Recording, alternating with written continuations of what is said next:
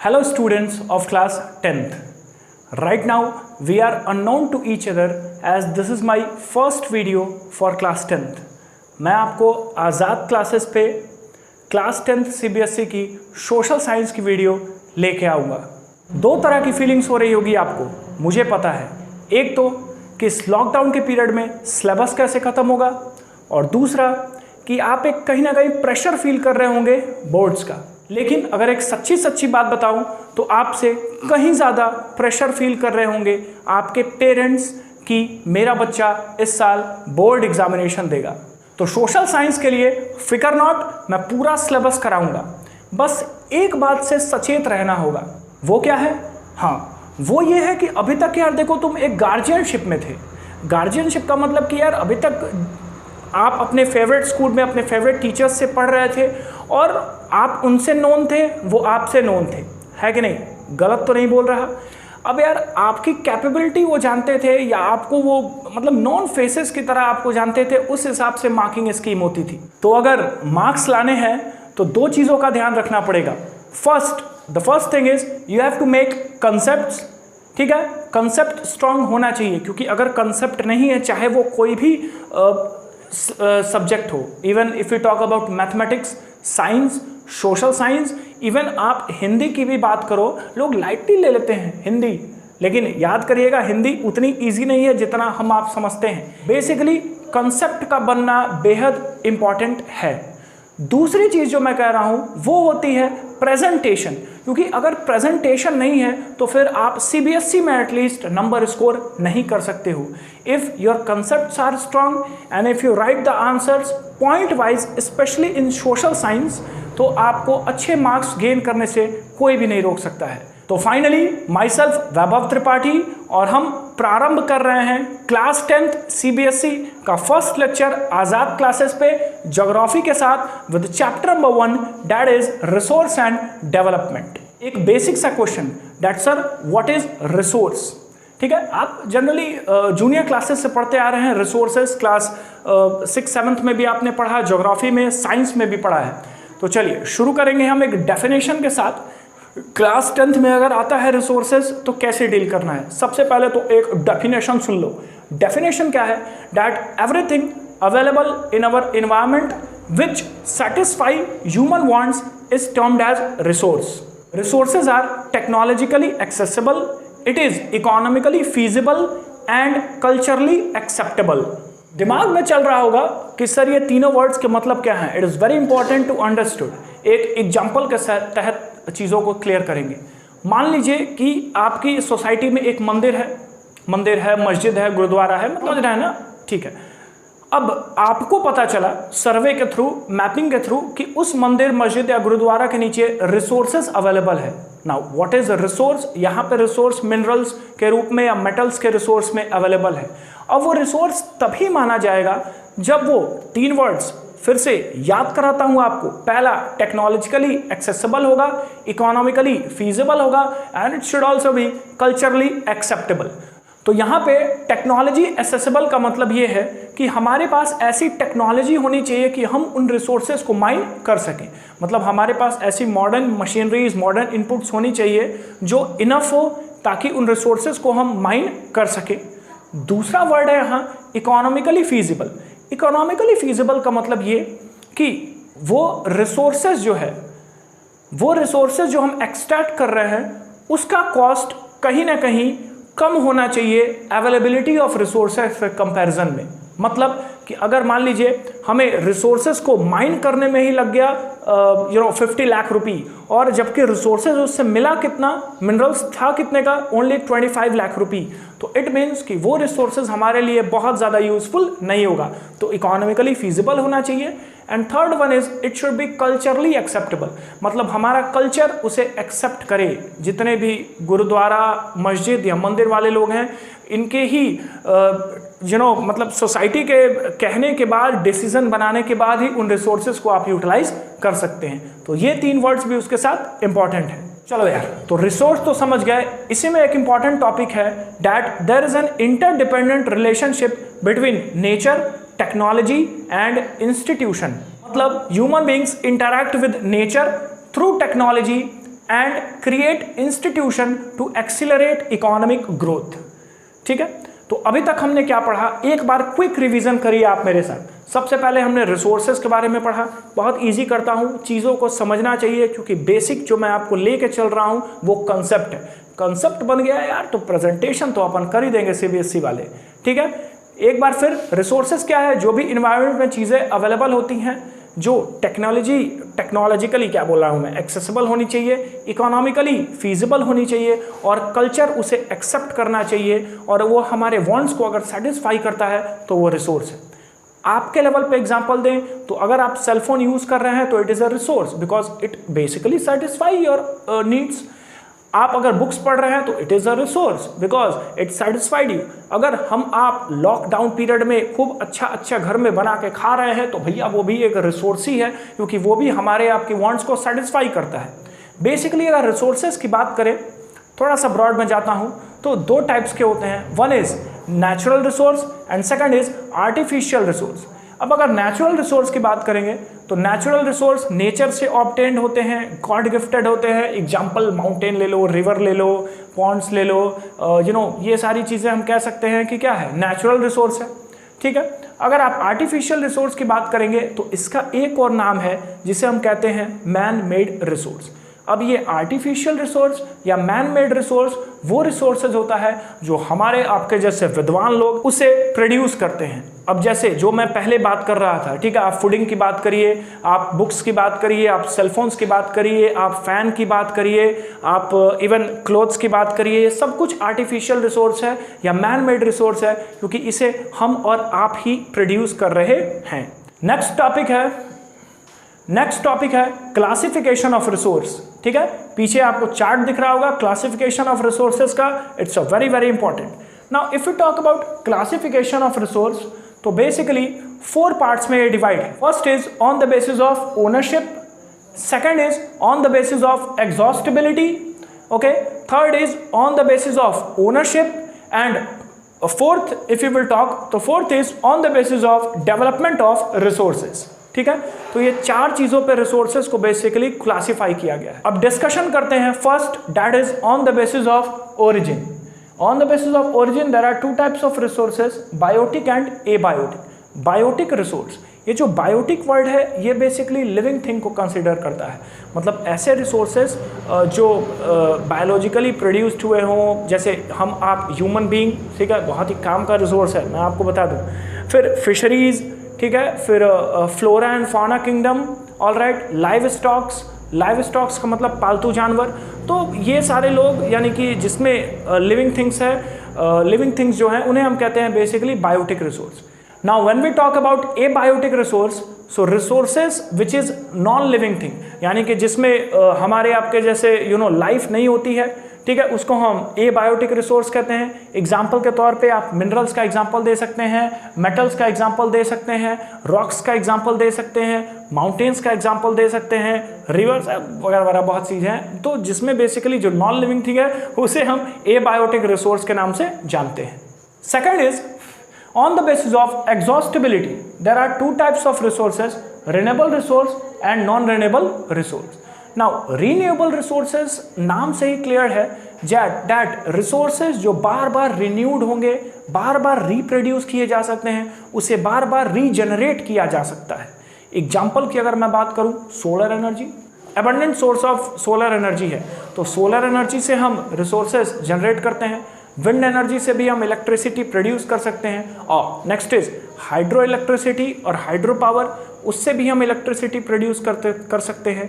Geothermal energy का example, गोबर gas plant का एग्जांपल, सब कुछ यहाँ पे रीनेबल रिसोर्सेज में है। बेसिकली कहने का मतलब ये है कि जिन रिसोर्सेज को बार बार बनाया जा सकता है उन्हें हम रिनेबल रिसोर्सेज और रीजेनरेटेड रिसोर्सेज के नाम से जानते हैं। Second is non renewable resource, ठीक इसका अपोजिट वाइस वर्सा।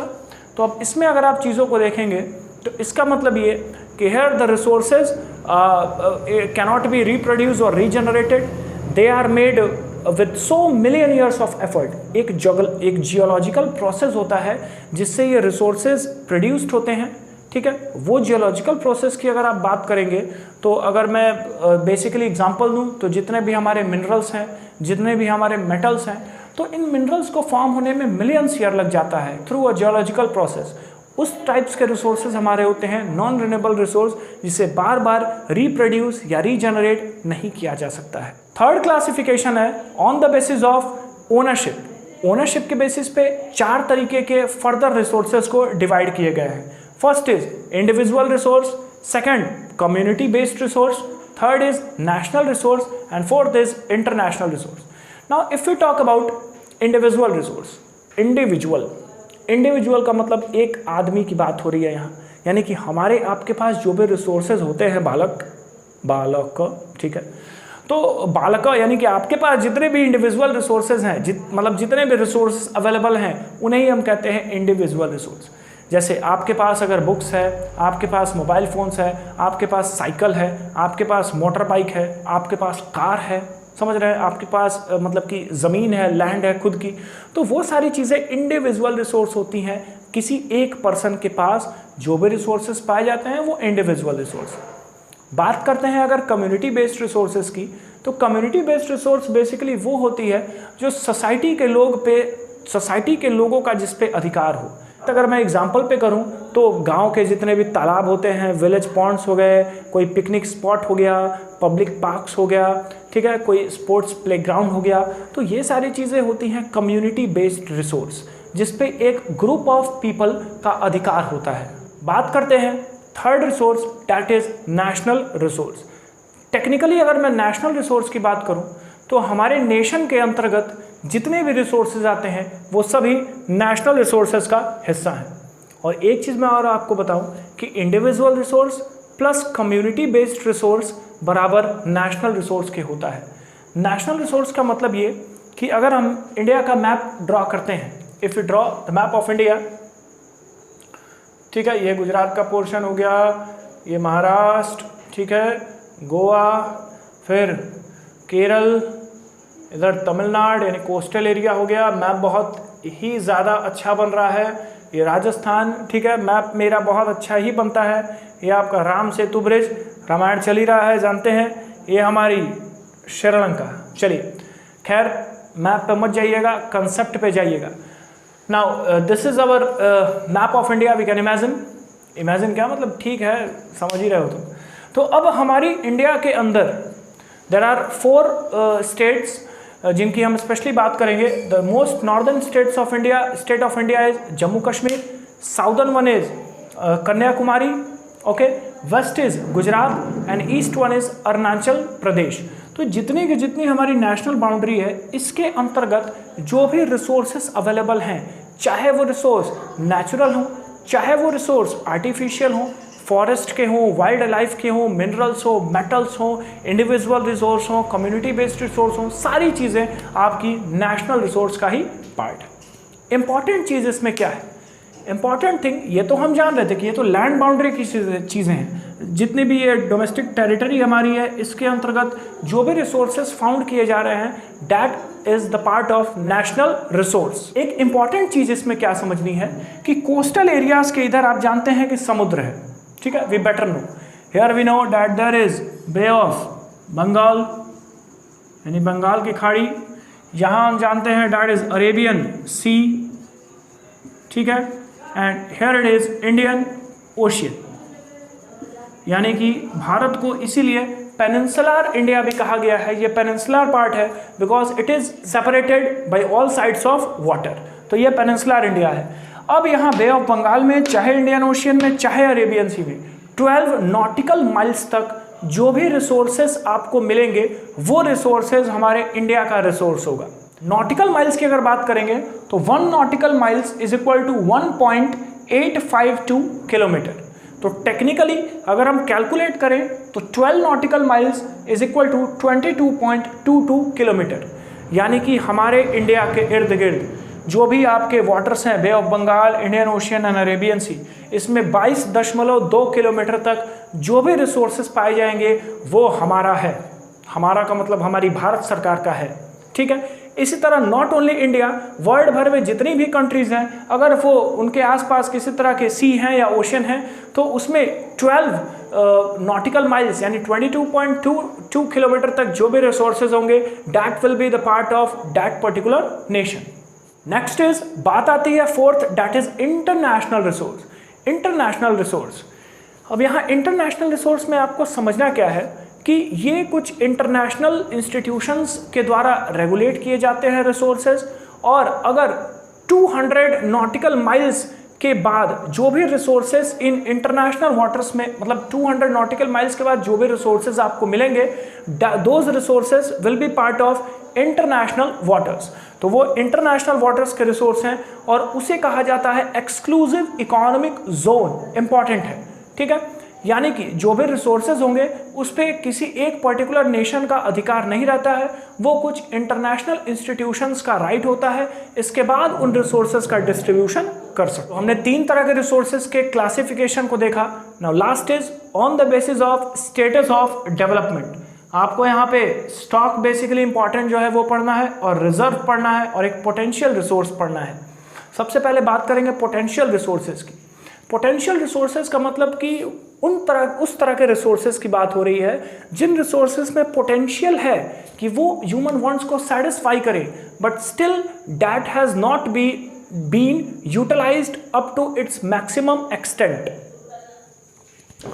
बात करें अगर आपकी किताब की एग्जाम्पल की, तो अभी मैंने बहुत ही खूबसूरत सा मैप बनाया था, उसमें गुजरात और राजस्थान का जो पार्ट था, उन गुजरात और राजस्थान के पार्ट्स में there is an abundant solar energy as well as wind energy, लेकिन अभी भी 100% हम उस एनर्जी को यूटिलाइज्ड नहीं किए हैं। तो उस तरह के रिसोर्सेज को हम पोटेंशियल रिसोर्सेज की कैटेगरी में रखते हैं। अगर मैं आपसे स्टॉक की बात करता हूँ, तो स्टॉक का मतलब कि उन रिसोर्सेज की बात हो रही है जिनमें पोटेंशियल है ह्यूमन वांट्स को सेटिस्फाई करने का, बट टेक्निकली हम इतने स्ट्रांग नहीं है कि उनको हम यूटिलाइज कर पा रहे हैं। जैसे एक एग्जांपल अगर मैं दूं आपको, मान लीजिए कि इस धरती पे आप सभी लोगों को, इवन गवर्नमेंट को, इवन अमेरिका, ब्रिटेन, किसी को भी ये ज्ञान नहीं है कि वाटर से इलेक्ट्रिसिटी बनाई जा सकती है, यानी हाइड्रो पावर इलेक्ट्रिसिटी की मैं बात कर रहा हूँ। सपोज करना है कि नहीं पता है। अब यार रिसोर्सेज तो है, वाटर इज अ रिसोर्स, ठीक है, लेकिन टेक्नोलॉजिकली अगर हमें उसे यूज़ करना नहीं आ रहा है तो वो हमारा स्टॉक का पार्ट होगा। इसी के अगर कंपैरेटिवली आप रिसोर्स की चर्चा करते हैं, तो रिसोर्स डेफिनेशन तो वही है ना यार, कि मतलब it will satisfy human want. Now the thing is that technical basis पे, टेक्नोलॉजिकल बेसिस पे हमारे पास वो टेक्निक्स होती हैं जिससे हम उन रिसोर्सेज का यूटिलाइजेशन कर सकते हैं। एग्जाम्पल यही बात कर लेते हैं कि अब यार आपको सारी कंट्रीज़ को पता चल गया है कि वाटर से इलेक्ट्रिसिटी का जनरेशन किया जा सकता है टरबाइन लगा के। तो अब इस तरह के रिसोर्सेज को हम क्या कह सकते हैं, रिजर्व्स के रूप में जान सकते हैं। Next is topic that is development of resource. Resources का किस तरह से डेवलपमेंट करें। अब रिसोर्सेज के डेवलपमेंट से पहले यार कुछ समस्याएं हैं, उनसे तो हम पहले निपट लें। समस्या number 1, depletion of resource. Depletion of resource by an individual for his own greed, यानी कि यार डिप्लेशन ऑफ रिसोर्स का मतलब कि रिसोर्सेज हमारे कंसिस्टेंटली कम हो रहे हैं। क्यों कम हो रहे हैं? क्योंकि किसी इंडिविजुअल की ग्रीड पे, ठीक है, इतने ज़्यादा हम उसको लालच की तरह यार रिसोर्सेज को यूटिलाइज कर रहे हैं कि वो कहीं ना कहीं डिप्लेट हो रहा है। ज़्यादा दूर जाने की ज़रूरत नहीं है। जब आपके घर की टंकी का पानी बहता रहता है, इसके बाद भी आप फ़ोन चला रहे होते हैं और मम्मी कहती हैं कि पानी बंद करके आओ, इसके बाद भी बेटा कम से कम पबजी के 2 गुंडों के मार के ही आप जाकर टंकी बंद करते हैं, वहाँ पर रिसोर्स डिप्लेट होता है। दूसरे तरीके के अगर मैं डिप्लेशन की बात करूं तो एक्सेसिव यूज ऑफ रिसोर्स। हाँ यार, मतलब हम रिसोर्सेज को एक्सेस यूज कर रहे हैं और इतना ज़्यादा यूटिलाइज, मतलब यार यूटिलाइज तो ठीक है, इतना ज़्यादा ओवर यूटिलाइज कर रहे हैं कि कहीं ना कहीं वो एक्सप्लॉइट हो रहा है। जैसे अगर हम बात करते हैं एक्सेसिव यूज़ में डीजल पेट्रोल्स की, एक तो यार उनका मल्टीपल यूज़ है, मतलब यार जो ऑयल है, डीजल है, इसे ट्रांसपोर्टेशन में, इसे जनरेटर्स में, इसे इंडस्ट्रीज़ में, फैक्ट्रीज़ में, हर जगह इसका मल्टीपल यूज़ है। दूसरी चीज़ कि इतना ज़्यादा हम इसे एक्सेस यूज़ कर रहे हैं कि हमारा रिसोर्सेज कहीं ना कहीं डिक्रीज हो रहा है। And the third one is that resources is in few hands, it means there is an unequal distribution of resources. मतलब यार इंडिया में तो कॉमन है, आप देखते हैं ना कि बहुत सारे जितने रिच लोग हैं उनके पास रिसोर्सेज बहुत ज़्यादा हैं और पुअर लोग के पास रिसोर्सेज उतने अवेलेबल नहीं हैं। तो रिच पीपल के पास ज़्यादा रिसोर्सेज होना, पुअर पीपल के पास बहुत कम रिसोर्सेज होना, ये भी एक कारण है कि डेवलपमेंट रिसोर्स का बहुत ज़्यादा नहीं हो पा रहा है। करना क्या होगा ये चिंता का विषय है यार, ये चिंता का विषय तो है, सोचो तुम। क्योंकि पहली चीज तो इंडिविजुअल लेवल पे हम रिसोर्सेज को प्रॉपर यूटिलाइज करें, एक्सेसिव यूज ना होने दें, वेस्ट ना होने दें। चाहे इलेक्ट्रिसिटी की बात करूं मैं, चाहे वाटर की बात करूं, डीजल की बात करूं या किसी भी इंपॉर्टेंट रिसोर्सेज की बात करूं। दूसरी चीज कि अनइक्वल डिस्ट्रीब्यूशन ऑफ रिसोर्सेज की जगह there should be an equality of distribution of resource. अगर लोगों के पास इक्वल डिस्ट्रीब्यूशन होगा रिसोर्सेज का तो कम से कम वो प्रॉपरली यूटिलाइज्ड हो पाएगा। इसे करने के लिए रिसोर्स प्लानिंग करना होगा हमारी कंट्री को या स्टेट गवर्नमेंट्स को। दूसरी चीज एक बहुत ही इंपॉर्टेंट, मैं फिर से कह रहा हूं बहुत इंपॉर्टेंट टॉपिक है और वो है सस्टेनेबल डेवलपमेंट। मतलब यार सीबीएसई वाले कसम खा लेते हैं कि इस टॉपिक को आपसे पूछेंगे ही। रामायण में जैसे आपको पता है कि लंका जलाई किसने, हनुमान जी ने, सबको पता है। तो सीबीएसई वालों को भी पता है कि बच्चे रट के बैठ गए हैं सस्टेनेबल डेवलपमेंट, फिर भी हर साल पूछते हैं। तो ठीक है यार, कम से कम एक गेस्ट क्वेश्चन तो मिल जाता है कि यहाँ से क्वेश्चन आने के चांसेस ज़्यादा हैं। ध्यान से समझना, एग्जाम में सस्टेनेबल डेवलपमेंट पूछता ही पूछता है। सस्टेनेबल डेवलपमेंट की अगर मैं बात करूँ तो सस्टेनेबल डेवलपमेंट वो उस तरह का डेवलपमेंट है जहाँ पे हम रिसोर्सेज को इस तरह से प्रेजेंट टाइम में यूटिलाइज करें ताकि फ्यूचर जनरेशन के लोग उन रिसोर्सेज को प्रॉपरली यूटिलाइज्ड कर पाएँ। क्या मैंने बताया कि करंट पीरियड में, प्रेजेंट पीरियड में रिसोर्सेज को हम इस तरह यूटिलाइज करें कि फ्यूचर जनरेशन के लोग भी उस रिसोर्सेज का लाभ उठा पाएँ, उन रिसोर्सेज को यूज़ कर पाएँ। मतलब यार हमें आपको किसी को अधिकार नहीं है कि हम रिसोर्सेज को एक्सेसिव यूज़ करें ताकि हम फ्यूचर जनरेशन के आने वाले लोगों के लिए रिसोर्सेज को छोड़ दें। महात्मा गांधी का यहाँ एक स्टेटमेंट, बहुत ही फेमस स्टेटमेंट है, that resources on the earth is enough for everybody's need but is not even enough for anybody's greed. बात समझ में आई कि रिसोर्सेज हमारे अर्थ पे सारे लोगों के नीड को सेटिस्फाई करने के लिए सफिशिएंट है, लेकिन किसी एक इंडिविजुअल की ग्रीड को सेटिस्फाई करने के लिए अवेलेबल नहीं है। तो सस्टेनेबल डेवलपमेंट इंपॉर्टेंट है कि प्रेजेंट पीरियड में हम ऐसे रिसोर्सेज को यूटिलाइज करें कि फ्यूचर जनरेशन के लोग उन रिसोर्सेज को यूज कर सके विदाउट एनी इन्वायरमेंटल डैमेज। तो फाइनली कंक्लूड करते हैं हमारे फर्स्ट लेक्चर को सस्टेनेबल डेवलपमेंट के फर्स्ट इंटरनेशनल अर्थ समिट के बाद। तो फर्स्ट इंटरनेशनल अर्थ समिट हुआ था रियो डी जेनेरियो, ब्राजील में इन द ईयर 1992। ऑब्जेक्टिव क्या था इस अर्थ समिट का? ऑलमोस्ट 100 से ज़्यादा हेड स्टेट्स इसमें पार्टिसिपेट किए थे एंड द ऑब्जेक्टिव वाज कि हम रिसोर्सेज की प्लानिंग अच्छे तरीके से करें ताकि हमारा रिसोर्सेज डेवलप्ड हो सके। दूसरी चीज़ सस्टेनेबल डेवलपमेंट पे फोकस करना ताकि हम ऐसे यूटिलाइज करें रिसोर्सेज को कि फ्यूचर जनरेशन उसका अच्छा खासा लाभ ले सके। इन्वायरमेंटल डैमेज को रोकना है, ग्लोबल वार्मिंग को हमें कंट्रोल करना है, ओजोन लेयर डिप्लेशन को भी कम करना है, साथ ही साथ लैंड को भी डिग्रेडेशन होने से बचाना है।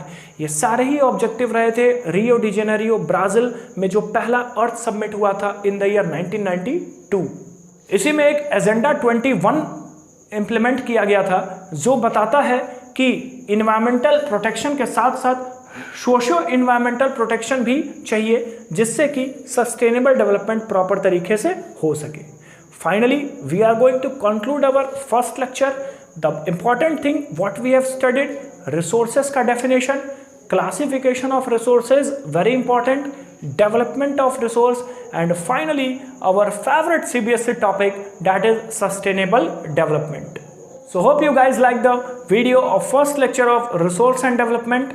Next lecture मैं बहुत जल्दी लेके आऊँगा, तब तक के लिए keep subscribing my channel and share if you like the video. Thank you very much for watching.